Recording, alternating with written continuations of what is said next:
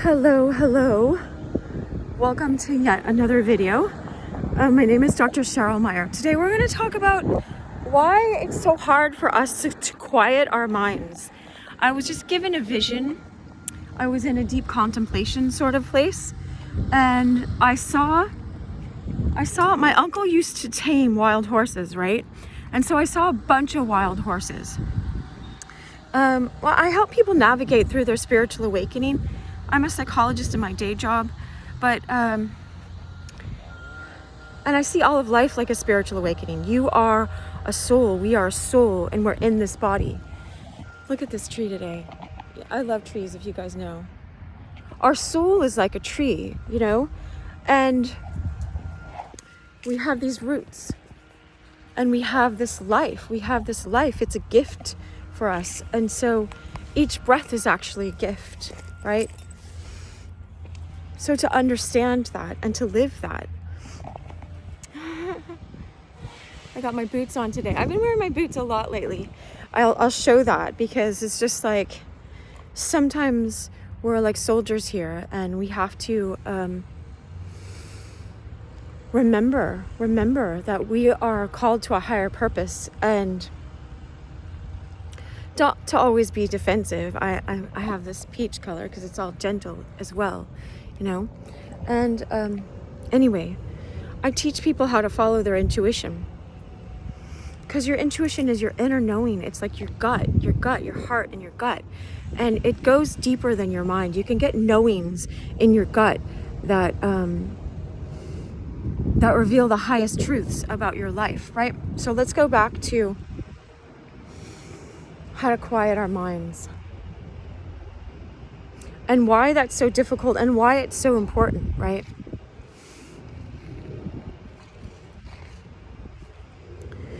Okay, I remember Eckhart Tolle saying in the book The Power of Now, he's saying, you know, just because 95% of the world or whatever is addicted to their mind doesn't mean it's a good thing. It's still an addiction that's not healthy for us.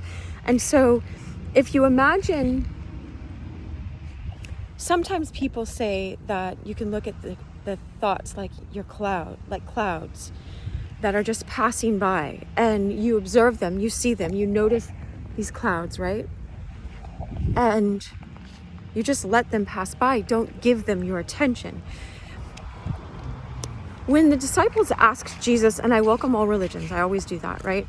But when the disciples asked Jesus, you know, how shall we pray? Teach us how to pray. One of the things he said was, give us this day our daily bread, right? This day, give us the things that we need. The word my brother taught me was super substantial. That which is beyond just the substance that we need for today. Yes, give us the things we need today, so we're not so caught up in worry about how we're going to acquire all this stuff for today, right? But give us the super substantial, give us the spiritual food that we need today. That's what part of this is right now, you know? Oh, I just saw that that Coca-Cola truck behind me, and it's just like, yeah, give us the real thing. They used to have these commercials that's like, the real thing. No, like divine love aligned with God is the real thing, you know, but you get to find that out yourself. But how do you find that out when you are addicted to your mind, when your mind has 1,000 different thoughts that just keep going and going and going, and you're used to just giving your attention to this thought and this thought and this thought and this thought? Like a dog, you know, it's like a dog. If there were 25 people around that dog with different bones, here doggy, you know, saying that, like, where would the dog go? The dog just goes to like, which one is the meatiest, or which one smells the best in the moment? We are not dogs, we are souls. You are a soul, and you've been given this gift of a human body. You have a human body. You live in that, you know, we live in this. I got my boots. This is a funny picture. All right, and so we inhabit this body, and it's good that we have these bodies, right? I used to not want to be in this body at all, only be in spiritual things, but Like God had to keep teaching me how to be reconciled to my body. That, anyway, that's a different picture. That's a different story. The one that I got when I was just sitting there going, what do you want me to say in the video today? Because I knew I had some time to make this, right? Is I saw all these wild horses going all over the place. And let's say you are a soul, right? You're part of the consciousness of God. God made you, God is love, and God made you out of him or herself. He's beyond him or her, out of itself. The beingness, the I amness of God was, you were made, right? And so, but you see yourself as this dog because you've been experiencing yourself as this dog, and you've just been living like a dog. You know, just going after, like I said, whatever meat is in front of you. Just pardon the image, like I go with them, right? But it's like, how would you begin to know yourself more as soul? Oh, look at the wind. I love the wind in the trees. It reminds me of like the Holy Spirit, the Ruach HaKodesh, the sacred breath of God. You have the sacred breath of God within you, right?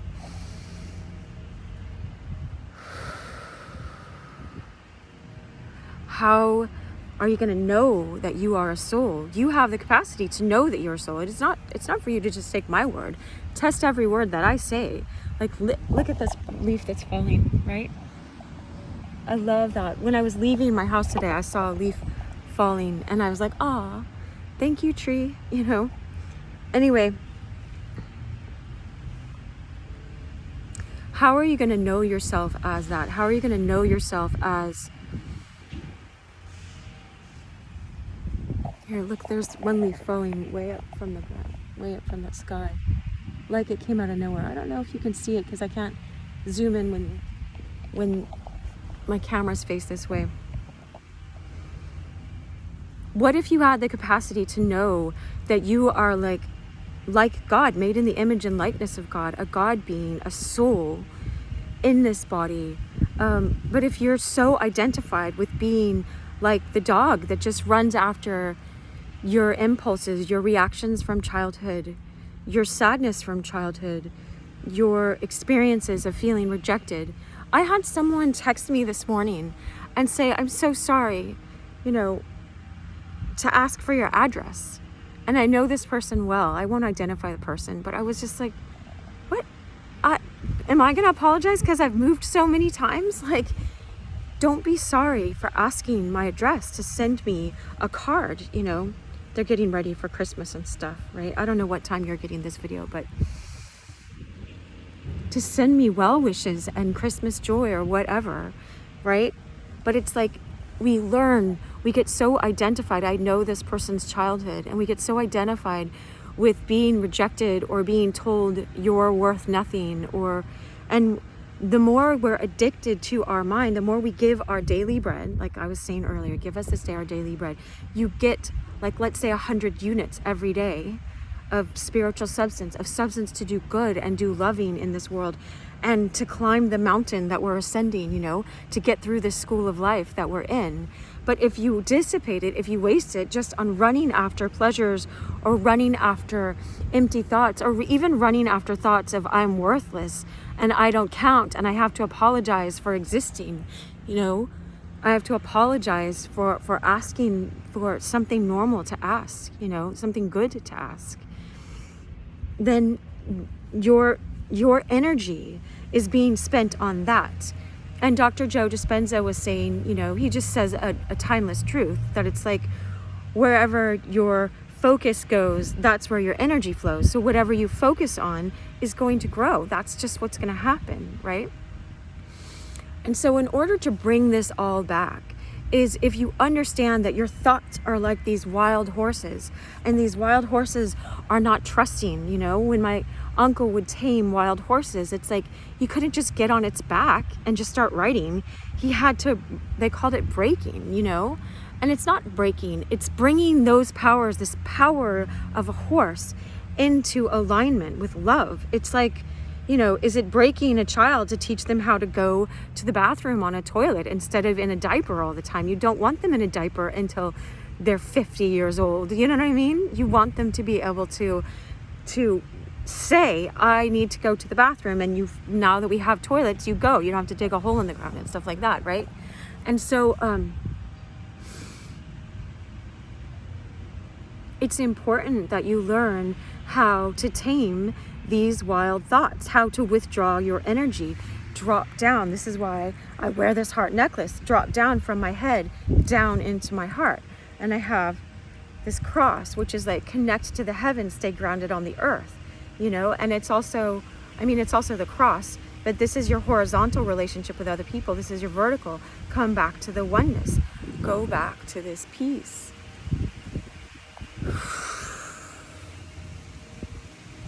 Watch the wind.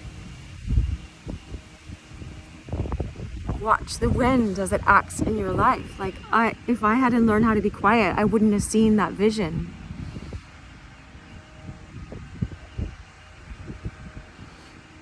I had to get an MRI report of my child and see and pick up this disc that showed something. I don't want to tell his medical history, and I got lost on the way out. I couldn't get out of the parking lot. It was one of those medical structures.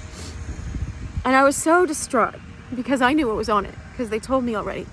I was just picking up a picture of it. And I looked and I realized, oh, this place was on San Miguel. And in my mind, I just thought, oh, that's a Spanish name. I didn't think much of it. But then I looked up and it was San Nicolas. And then I'm like, oh, that's a saint. That's Saint Nicholas. That's the saint for the sailors who are lost at sea. And for those, look, the sun just started shining. For children. Saint Nicholas is the one that brings the gifts to children, as you know. And I was in between. I was lost in between San Miguel and San Nicholas. Right? Saint Michael, who's the angel that fights in the book of Revelation, that has his combat boots on, right? That he's fighting with the sword for all that is good and protects. And Saint Nicholas, who was a man who lived and who gave. You know, he gave to those who were in need, and especially the children. He protected them. And so I'm like, that's okay. It's okay. I'm not going to just be fake and say it's totally okay, but it's okay that I'm, quote, lost in the middle of San Miguel and Saint Nicholas, you know. I keep being reminded of that song, you know, he's got the whole world in his hands. And I used to do this meditation where, you know, you have love in your heart and you send it out to the whole world. And there's verses that go with that. And then, but also then the world is inside of you and it's enveloped. And so it's like, on the one hand, we go through our ups and downs and our struggles. On the one hand, there are these thoughts like the clouds that keep trying to take us captive. But there's a deeper truth. There's a higher truth. I hear Aslan saying in the Narnia book and the Lion, the Witch, and the Wardrobe book, you know, if the queen, one who had called herself queen, that was no human at all, she wasn't, Jadis, if she had known the deep magic, you know, that an innocent person could not be kept down, you know, that the resurrection had to take place. In that story, Aslan rose, you know, in the place of Edmund. I wish you so much love. Know that your thoughts are worth taming. You are worth taming so that you can go into this inner place. Jesus said when you pray, go into this inner room. It's like this ring. Go in there. And beautiful richness happens and you see life a different way. And you still have to face the hardships, but you see life a different way. I invite you to enter into the silence. Isn't that a Bruce Lee movie? I love Bruce Lee. I wish you guys so much love.